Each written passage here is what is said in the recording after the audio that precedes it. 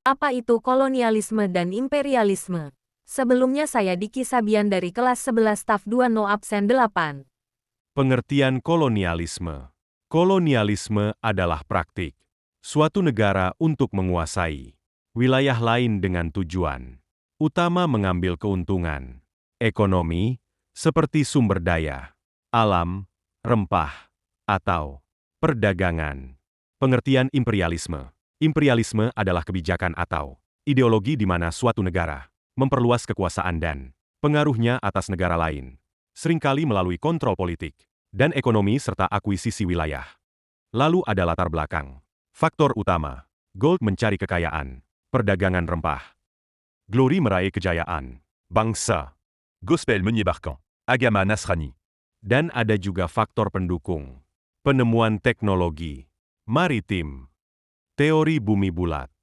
Pangaru immigrant. Constantinople. Setelah itu ada faktor pemicu, jatuhnya Konstantinopel pada tahun 1453. Jatuhnya Konstantinopel ke tangan Ottoman menghambat pedagang Eropa beroperasi di wilayah Ottoman. Akibatnya, bangsa Eropa terdorong untuk melakukan penjelajahan, menemukan rute ke sumber rempah-rempah. Masuknya bangsa asing ke Indonesia. Masuknya bangsa Portugis ke Indonesia. 10 Agustus 1911, Afonso de Albuquerque menaklukkan Malaka. Pada tahun 1912, Portugis menjalin hubungan dengan Gresik. Pada tahun 1912, Antonio de Abreu memimpin ekspedisi ke Maluku. Masuknya bangsa Spanyol ke Indonesia. Pada tahun 1521, Spanyol tiba di Maluku di bawah pimpinan Estel Can. Masuknya bangsa Belanda ke Indonesia. Pada Juni tahun 1596, Cornelis de Houtman tiba di Banten. Ekspedisi pertama gagal karena Belanda berseteru dengan Kesultanan Banten. Tahun-tahun 1598 sampai tahun 1600 ekspedisi kedua dipimpin oleh J.C. van Neck. Pada tahun 1599, Belanda berhasil tiba di Ambon di bawah pimpinan Wybren van Warwick.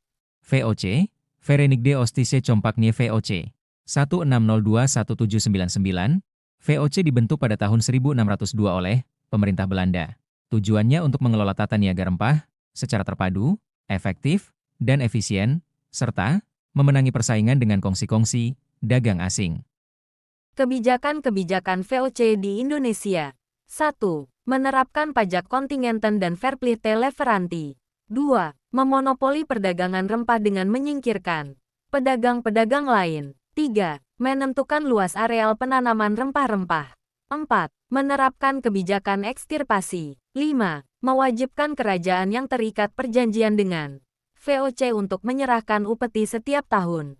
6. Mewajibkan rakyat menanam tanaman tertentu, contoh Preangerstelsel. Gubernur VOC, 1. Peter Bot, 1609-1614, mendirikan markas besar VOC di Ambon, menjadikan Jayakarta sebagai pusat administrasi dan perdagangan VOC. 2.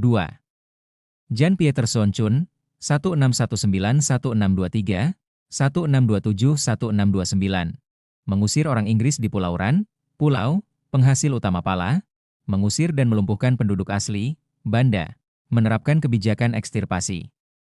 Peter Boh tahun 1609 sampai tahun 1614 dan Jan Pieterszoon Cowen tahun 1619 sampai tahun 1623, tahun 1627 sampai tahun 1629. Berakhirnya VOC, faktor internal. Korupsi di semua lapisan pegawai VOC. Sebagian pejabat VOC melakukan perdagangan ilegal. Tingginya anggaran untuk pegawai VOC. Tingginya biaya perang VOC menghadapi perlawanan rakyat Indonesia. Persaingan dengan kongsi dagang lain. Pemasukan yang kecil disertai utang yang menumpuk.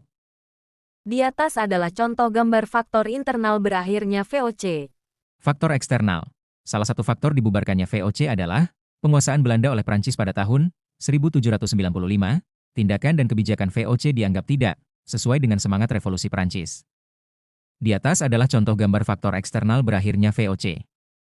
Dan di atas adalah link YouTube tentang kolonialisme dan imperialisme. Sekian, terima kasih sudah mendengarkan presentasi saya. Mohon maaf apabila banyak salah. Maklum, saya manusia bukan Nabi Bey. Yang sempurna hanya milik yang di atas.